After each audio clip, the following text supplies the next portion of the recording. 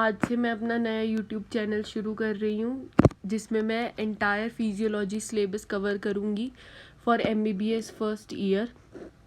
तो मैं स्टार्ट कर रही हूँ CNS चैप्टर से, that is central nervous system.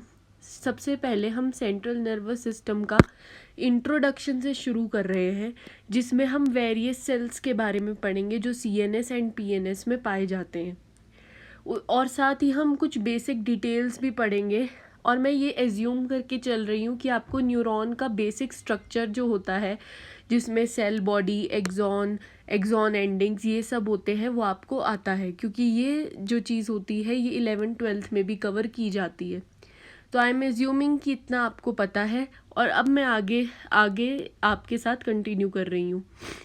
I will assure you कि अगर आप मेरे लेक्चर्स देख लेंगे तो आपको कोई भी बुक पढ़ने की नीड नहीं रहेगी। आपके यूनिवर्सिटी एग्ज़ाम्स जो होंगे वो इन्हीं लेक्चर से cover, I will try to cover all the possible questions and all the possible details and info which I can provide to you, ताकि आपको ज़्यादा रिसोर्सेज को रेफ़र ना करना पड़े और एक ही जगह से आपको मैक्सिमम कंटेंट मिल सके। So let's start. सबसे पहले हम बात करेंगे इंट्रोडक्शन की सेल्स इन CNS, राइट। तो सबसे पहले हमें पता है कि नर्वस सिस्टम और एंडोक्राइन सिस्टम, ये दो सिस्टम होते हैं हमारी बॉडी के, जो दो रेगुलेटरी सिस्टम्स होते हैं, राइट। ये सब कुछ रेगुलेट करते हैं हमारी बॉडी में। हम एंडोक्राइन सिस्टम सेपरेट वीडियोस में डिस्कस करेंगे, starting with the nervous system today. Nervous system जो होता है वो दो टाइप्स में डिवाइडेड होता है, central nervous system and peripheral nervous system.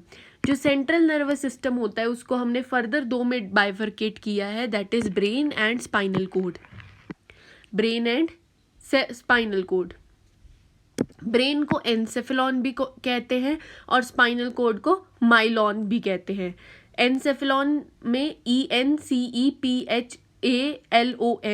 And spinal cord को माइलॉन भी कहते हैं, MYELON। जैसे कि पोलियोमाइलाइटिस, मतलब पोलियो में क्या होता है, स्पाइनल कोड का इन्फ्लेमेशन हो जाता है, तो इसीलिए हम पोलियोमाइलाइटिस कहते हैं। Itis word is used for inflammation, इसलिए हम कहते हैं myelon word is used for spinal cord, and polio तो डिजीज है ही, तो पोलियोमाइलाइटिस, इसलिए हम माइलाइटिस वर्ड यूज करते हैं वहाँ, और ब्रेन को एनसेफेलॉन कहते हैं, ठीक है। नाउ PNS जो होता है वो दो टाइप का होता है, एक होता है ऑटोनॉमिक नर्वस सिस्टम एंड एक होता है somatic nervous system. Autonomic nervous system and somatic nervous system, जिसमें हम ऑटोनॉमिक नर्वस सिस्टम को फर्दर 3 में हम डिवाइड कर सकते हैं। One is parasympathetic nervous system, one is sympathetic nervous system and one is enteric nervous system. जब हम 11th-12th में होते हैं तो हम इन दो के बारे में तो पढ़ते हैं, इसके बारे में नहीं पढ़ते, राइट। बट अब हम इसके बारे में भी पढ़ेंगे। जो पैरासिम्पैथेटिक नर्वस सिस्टम होता है, it is for rest and digest, मतलब रेस्टिंग स्टेट में पैरासिम्पैथेटिक एक्टिवेट होता है, और जब डाइजेस्ट हम कर रहे होते हैं चीज़ों को, जैसे कि फूड पार्टिकल्स को डाइजेस्ट कर रहे होते हैं, तभी भी पैरासिम्पैथेटिक ही होता है जो डाइजेस्ट करवाता है।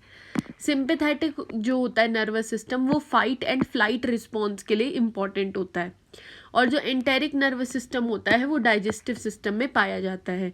एंटेरिक नर्वस सिस्टम बेसिकली बनता है मिशनर प्लेक्सस और माइंट्रिक प्लेक्सस से। ये अभी हम आगे डिस्कस करेंगे अगले कुछ लेक्चर्स में, माइंट्रिक और मिशनर प्लेक्सस क्या होता है, जब हम डाइजेस्टिव सिस्टम को अप्रोच करेंगे। अभी इसके बारे में हमें ज़्यादा ध्यान देने की ज़रूरत नहीं है। अब हम पढ़ेंगे cells in the nervous system, ठीक है। सबसे पहले हमें पता है दो टाइप्स के सेल्स होते हैं हमारे नर्वस सिस्टम में, एक होते हैं न्यूरॉन्स और एक होते हैं ग्लियल सेल्स। जो न्यूरॉन्स होते हैं they are the excitable cells, और जो ग्लियल सेल्स होते हैं they are the supporting cells, ठीक है। They are not excitable. जो ग्लियल सेल्स होते हैं वो एक्साइटेबल सेल्स नहीं होते, और न्यूरॉन्स जो होते हैं they are excitable cells. Glial cells जो होते हैं they make up more than 1/2 the volume of neural tissue in our body. जो ग्लियल सेल्स होते हैं वो हमारी बॉडी में मोर देन 1/2 ऑफ वॉल्यूम बनाते हैं हमारी बॉडी में, ठीक है। Now talking about glial cells in detail, क्योंकि न्यूरॉन्स को हम सेपरेट लेक्चर में कवर करेंगे। आज हम ग्लियल सेल्स को कवर करेंगे, न्यूरॉन्स के टाइप्स एंड ऑल को हम नेक्स्ट लेक्चर में कवर करेंगे। तो ग्लियल सेल्स जो होते हैं वो दो टाइप के होते हैं।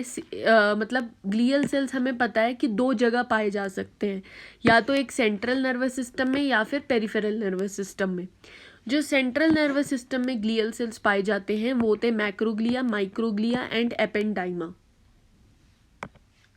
जो मैक्रोग्लिया होते हैं they are further of two types, astrocytes and oligodendrocytes. ठीक है, अब हमें पता है जो पीएनएस में ग्लियल सेल्स होते हैं वो दो टाइप के होते हैं, एक होते हैं श्वान सेल्स और एक होते हैं सैटेलाइट सेल्स। ठीक है, तो आपको ये याद रखना है कि श्वान सेल्स और सैटेलाइट सेल्स पीएनएस में पाए जाते हैं, और जो मैक्रोग्लिया, माइक्रोग्लिया, एपेंडाइमा होते हैं वो सीएनएस में पाए जाते हैं। मैक्रोग्लिया में एस्ट्रोसाइट्स आते हैं एंड ओलिगोडेंड्रोसाइट्स आते हैं। Ratio of neurons to glia is in the range of 1:4 to 1:10। मतलब अगर न्यूरॉन्स 1 है तो ग्लिया 4 हो सकते हैं, 4 से लेके 10 के बीच में हो सकते हैं, अगर कितने न्यूरॉन्स कितने हैं 1 है तो। ठीक है, तो इससे हम क्या इंटरप्रेट कर सकते हैं इस स्टेटमेंट से कि जो ग्लियल सेल्स के नंबर होते हैं they are higher than that of the neurons. Now talking about microglia, अब हम हर एक सब डिवीजन को एक एक करके पढ़ेंगे। मैक्रोग्लिया में क्या होता है, एस्ट्रोसाइट्स होते हैं, और क्या होता है, ओलिगोडेंड्रोसाइट्स होते हैं। तो सबसे पहले हम एस्ट्रोसाइट्स के बारे में पढ़ेंगे। Astrocytes are star shaped glial cells, तभी इसका नाम एस्ट्रो पड़ा। एस्ट्रो मतलब स्टार शेप्ड, साइट्स मतलब सेल्स। एक क्वेश्चन बहुत इंपॉर्टेंट है जो यूनिवर्सिटी में कई बार पूछ लिया जाता है, that is function of astrocytes. हालांकि ये बहुत रेयर पूछा जाता है, बट अगर एग्जामिनर चाहे तो ये क्वेश्चन डाल देता है। तो फंक्शंस ऑफ ग्लियल सेल्स में आज हम टोटल 12 फंक्शंस के बारे में डिस्कस करेंगे। तो अगर आप ये सारे फंक्शंस अपने आंसर शीट में लिख के आएंगे तो you will get full marks, और अगर 5 मार्क्स का है तो आपको 4 मार्क्स तो मिलेंगे ही इसमें, if you will write all these points. तो देखिए फंक्शंस ऑफ एस्ट्रोसाइट्स क्या होता है, it reinforces the blood brain barrier. हमें पता है ब्लड और ब्रेन के बीच में एक बैरियर होता है ताकि कोई इन्फेक्शियस एजेंट है वो ब्लड के थ्रू ब्रेन में ना एंट्री ले ले, राइट। अगर आपको एक क्वेश्चन आए कि blood brain barrier is formed bye, और 4 ऑप्शंस हो, one is tight junctions, other is astrocyte, one is oligodendrocyte and one is Schwann cells, तो what will be your answer? तब हमें एस्ट्रोसाइट्स को टिक नहीं करना, तब हमें करना है टाइट जंक्शंस को टिक। बट जो एस्ट्रोसाइट्स होते हैं, बट हमने तो पढ़ा है कि एस्ट्रोसाइट्स ब्लड ब्रेन बैरियर बनाते हैं, वो हमने ठीक पढ़ा है, बट हमें ये याद रखना है कि जो टाइट जंक्शंस होते हैं उनका रोल ज़्यादा होता है in forming blood brain barrier. जो एस्ट्रोसाइट्स होते हैं वो बनाते तो हैं, but their function is more to reinforce the blood brain barrier, उसको स्ट्रॉन्ग बनाने में हेल्प करते हैं एस्ट्रोसाइट्स, रेनफोर्स करने में हेल्प करते हैं एस्ट्रोसाइट्स। ठीक है, और बनाने में कौन हेल्प करता है, tight junctions. Now functions of astrocyte में सेकंड फंक्शन आता है support and protect the neurons. ये वाला फंक्शन और ये वाला फंक्शन जो है, ये 2 फंक्शंस ऐसे हैं जो हर एक ग्लियल सेल के लिए कॉमन है। अगर आपको कुछ भी ना याद आए पेपर में तो आप ये 2 फंक्शन तो लिख के आएंगे ही आएंगे। एक बार मैं पढ़ देती हूँ दोनों। Support and protect the neurons, provide nutrition to neurons. अब 4th फंक्शन क्या है एस्ट्रोसाइट्स का, they take up the neurotransmitters and redistributes them. जो न्यूरोट्रांसमीटर साइनेप्टिक क्लेफ्ट में आया है उसके बहुत सारे फेट्स हो सकते हैं। ठीक है, या तो वो दोबारा से रीएब्जॉर्ब हो जाए into the pre synaptic neuron, या फिर जो एस्ट्रोसाइट्स है वो उसको ले लेते हैं और फिर रीडिस्ट्रीब्यूट कर देते हैं अमंग द न्यूरॉन्स। ठीक है, या फिर उसका जो एंजाइम है, जैसे एसिटाइल कोलिन का एंजाइम होता है एसिटाइल कोलिन एस्टरेज, जो उसको डिग्रेड कर देता है, वो हो जाए। तो ये सब न्यूरोट्रांसमीटर के फेट है। मतलब न्यूरोट्रांसमीटर के साथ क्या होगा, एक बार अगर वो साइनेप्टिक क्लेफ्ट में रिलीज हो जाए तो या तो वो रीएब्जॉर्ब होगा, या एस्ट्रोसाइट्स उसको रीडिस्ट्रीब्यूट करेंगे अमंग न्यूरॉन्स, या फिर उसके ऊपर एंजाइम एक्ट करेगा और वो डिग्रेड हो जाएंगे। ठीक है, now regulate potassium levels around neurons, जो न्यूरॉन्स होते हैं उनके अराउंड ECF के कॉम्पोजिशन को मेंटेन करते हैं astrocytes. In embryo they serve as a scaffolding for the migration of immature neurons, मतलब they act as a guide, कि एस्ट्रोसाइट्स जो होते हैं ना वो ही गाइड होते हैं एक तरीके से, जो बताते हैं कि इमेच्योर न्यूरॉन्स को किस जगह पे जाना है। Now act as electrical and chemical insulator, it is very very well known to us कि ये जो एस्ट्रोसाइट्स होते हैं ये इलेक्ट्रिकल और केमिकल इंसुलेटर की तरह काम करते हैं। They limit the influence of glutamate and GABA, मतलब ये ग्लूटामेट और गाबा के इन्फ्लुएंस को कम कर देते हैं। May cause increase in the number of synapse, ये साइनैप्स का नंबर भी बढ़ा देते हैं। They store glycogen in their cytoplasm, अपने साइटोप्लाज्म में ग्लाइकोजन स्टोर करते हैं। दे में सर्व एज फैगोसाइट्स। अब आपको ये याद रखना है कि जो ग्लियल सेल्स होते हैं उनमें से हमें 3 फैगोसाइट्स के नाम याद रखने हैं। एक तो हम अभी पढ़ ही रहे हैं, दैट इज एस्ट्रोसाइट, वो भी एक्ट करता है एज अ फैगोसाइट। एक होते हैं माइक्रोग्लिया, वो भी एक्ट करते हैं एज फैगोसाइट्स। और एक होते हैं श्वान सेल्स, उनकी भी फैगोसिटिक एक्टिविटी देखी गई है। Now we will discuss about 12th function, that is they secrete cytokines that regulate the activity of immune cells entering the nervous system in disease। तो ये कुछ साइटोकाइंस का रिलीज करते हैं जो रेगुलेट करते हैं इम्यून सेल्स की एक्टिविटी को।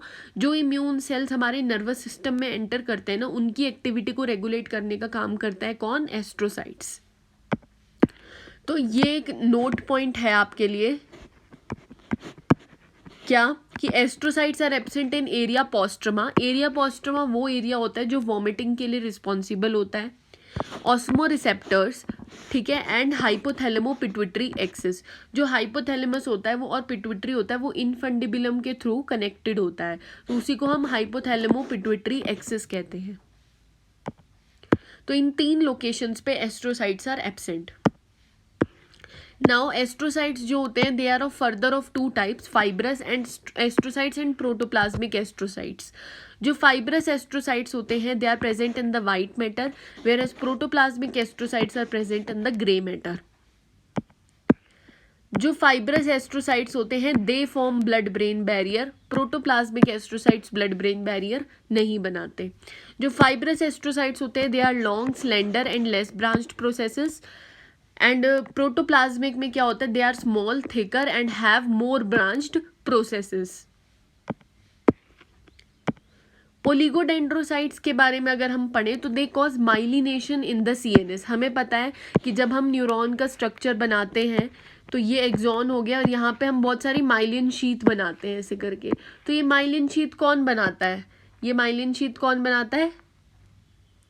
या तो ओलिगोडेंड्रोसाइट बनाएंगे या फिर श्वान सेल्स बनाएंगे। तो जो ओलिगोडेंड्रोसाइट होते हैं वो CNS में माइलिन शीट बनाते हैं और जो श्वान सेल्स होते हैं वो PNS में माइलिन शीट बनाते हैं। 1 oligodendrocyte is involve in the myelination of 20 neurons. तो ये आपको कई बार क्वेश्चन आ जाता है MCQ में कि oligodendrocyte to neurons, how many oligodendrocytes are responsible for the myelination of how many neurons, 1:20 या फिर 1:21, ऐसे ऐसे क्वेश्चन पूछते हैं। तो आपको ये याद रखना है कि 1:20 इज द आंसर, कि 1 oligodendrocyte is involve in the myelination of 20 neurons. Then microglia, the only cell that is born out of CNS and then migrate into CNS। एकमात्र ऐसा सेल है जो कि CNS के बाहर जन्म लेता है और माइग्रेट करता है into the CNS। It is derived from monocytes in bone marrow. ये किससे डिराइव्ड होता है? मोनोसाइट से। कहाँ डिराइव होता है? बोन मैरो में। It is scavenger cell. Scavenger का क्या मतलब होता है? मैक्रोफेज। मैक्रोफेज मतलब इसकी भी क्या होती है? फैगोसिटिक एक्टिविटी होती है, ठीक है। अब हम आते हैं एपेंडाइमा पे। एपेंडाइमा जो होता है वो तीसरा टाइप का सेल था which is present in the CNS। ये 2 टाइप का हो सकता है, क्यूबॉइडल या फिर कॉलमनार। इसमें 2 चीज़ें हो सकते हैं, माइक्रोविलाई या सिलिया, दोनों भी हो सकते हैं। और ये क्या करते हैं? They surround the ventricles, they form blood CSF barrier. जैसे ब्लड ब्रेन बैरियर होता है वैसे ब्लड CSF बैरियर भी होता है। तो blood CSF barrier is formed by what? Ependyma cells. and they surround the ventricles. जो एपेंडाइमा होते हैं they are further of 3 types, ठीक है. एक होते हैं टेनिसाइट्स, एक होते हैं एपेंडाइमोसाइट्स, एक होते हैं कोरोइडल एपिथेलियल सेल्स. इनकी डिटेल्स में जाने की हमें कोई ज़रूरत नहीं है, इतना कोई नहीं पूछेगा. हमें बस इतना पता होना चाहिए कि एपेंडाइमा जो होते हैं वो 3 टाइप के होते हैं, टेनिसाइट्स, एपेंडाइमोसाइट्स एंड कोरोइडल एपिथेलियल सेल्स. जो टेनिसाइट्स होते हैं दे लाइन द थर्ड वेंट्रिकल को लाइन करते हैं कौन, टेनिसाइट्स, ठीक है. एंड एपेंडाइमोसाइट्स भी होते हैं और कोरोइडल एपिथेलियल सेल्स भी होते हैं. नाउ टॉकिंग अबाउट पीएनएस में 2 टाइप के न्यूरॉन्स होते हैं, एक होते हैं श्वान सेल्स और एक होते हैं सैटेलाइट सेल्स. जो श्वान सेल्स होते हैं they are responsible for myelination and जो सैटेलाइट सेल्स होते हैं they are responsible for providing support.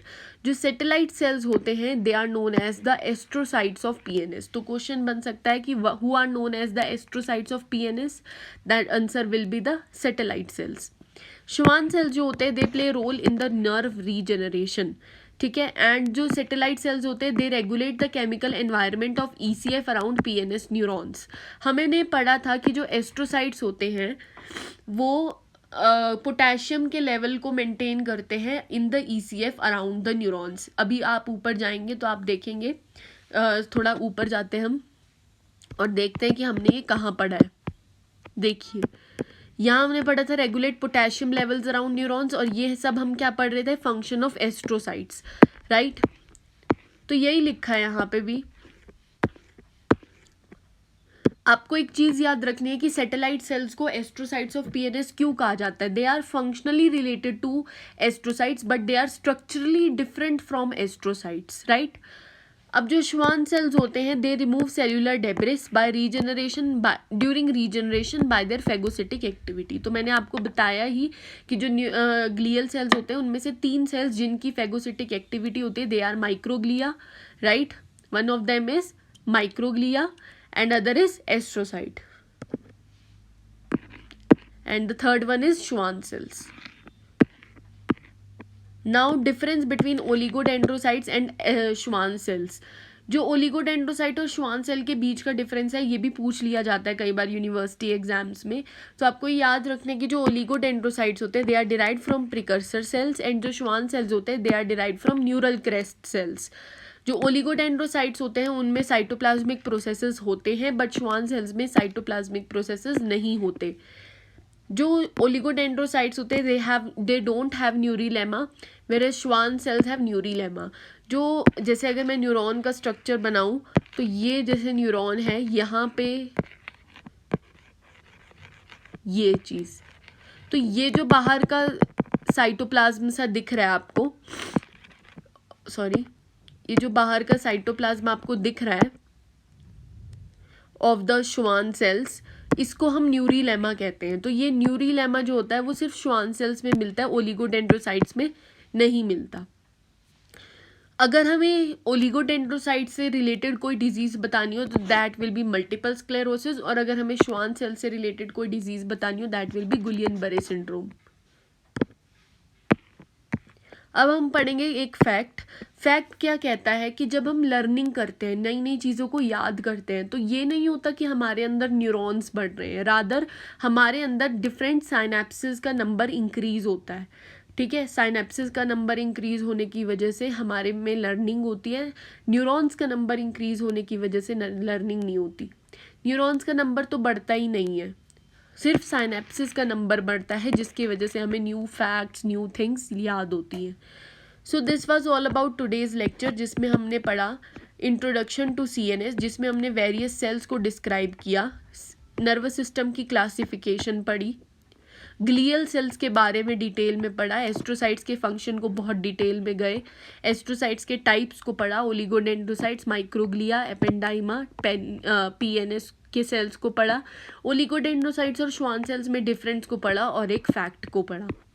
So with this we come to the end of today's lecture. Thank you for watching my video. Stay tuned for upcoming ones. And अगर आपको मेरा lecture पसंद आया हो तो please इसको अपने friends के साथ शेयर करिए and please subscribe my channel for more such videos, ताकि आपको फिजियोलॉजी का सिलेबस कवर करने में कोई भी प्रॉब्लम ना आए. Thank you for watching my session. Thank you. Bye.